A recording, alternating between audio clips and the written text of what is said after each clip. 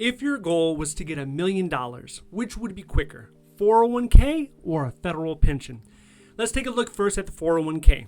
About 68% of working Americans have a 401k right now. The average balance of those 401ks largely depends on what age group you're in. It can range from $16,000 in your late 20s to over $100,000 in your 40s. Let's take a 30-year-old person that's making $75,000 a year right now. If this person contributes 5% of their salary with a 5% employer match, and they get 3% salary increases each year starting at the age of 30, it would take them 36 years to achieve $1 million.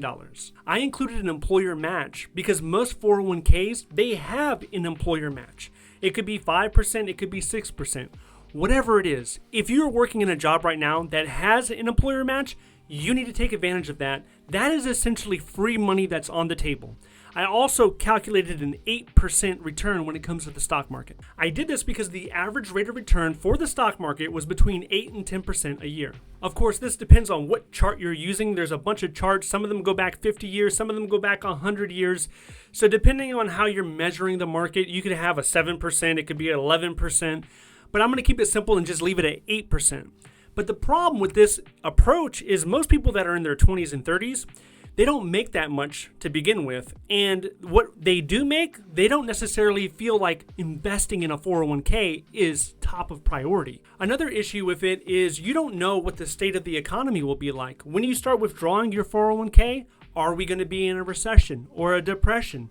You don't know that, so it's always a risk because a 401k is always tied directly to the stock market. Okay, so now we're going to take a 30-year-old person, but this person, they go the government job route. They take a government job as a GS-11 earning $76,000 a year in the federal government. I think GS-11 is a pretty fair pay grade to start at. If you do a Google search right now and you look what is the most common GS grade, you'll either come up with GS-12 or GS-13. And also keep in mind that every 12 months, you can apply to the next higher GS grade, which means more money. So over the course of 32 years, this GS-11 climbs up to GS-14 and retires at the age of 62. So essentially, this person gets a 32-year federal pension. What does a 32-year pension look like? This is an example on what the calculation could look like. 110,000 times 32 years times 1.1% equals $38,720 a year. So I'm not going to calculate the annual increases for the cost of living. I'm going to keep it simple. I'm going to use that $38,000 figure. How long would it take to reach $1 million? Let's do a simple calculation here. 38,000 times 26 years, and we have a little over $1 million. So it would take 26 years. That means this person would have to reach 88 years old before that pension is actually worth $1 million. This is unlikely, as you probably know, because the average lifespan in this country is only 77 years old. So the question comes to, when do you want your $1 million?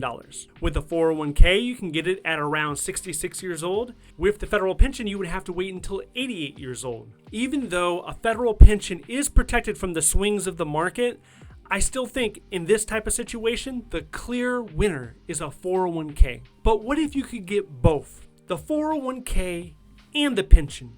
Would that not be the ultimate package? Well, you can get both. It's with a federal government job. Instead of a 401k, they call it a TSP, which is a thrift savings plan. But the good news is it's very similar to a 401k. The government matches you up to 5%. And with the TSP alone, we have thousands of government retirees that are now millionaires. The idea behind the federal government retirement system, it's a 3-pillar system. The first pillar is Social Security, the second one is TSP, and the third is a federal pension. So this is how it could look like in retirement. $20,000 a year for your TSP, $38,000 a year for your pension, and $21,000 a year for Social Security. That would be $79,000 a year in retirement. When you add all three of these components up, that is when you have true financial stability, true financial security. And these numbers will fluctuate based on your situation. What GS grade are you in? How long do you want to stay in the government? How much are you contributing to your TSP? All of those things matter.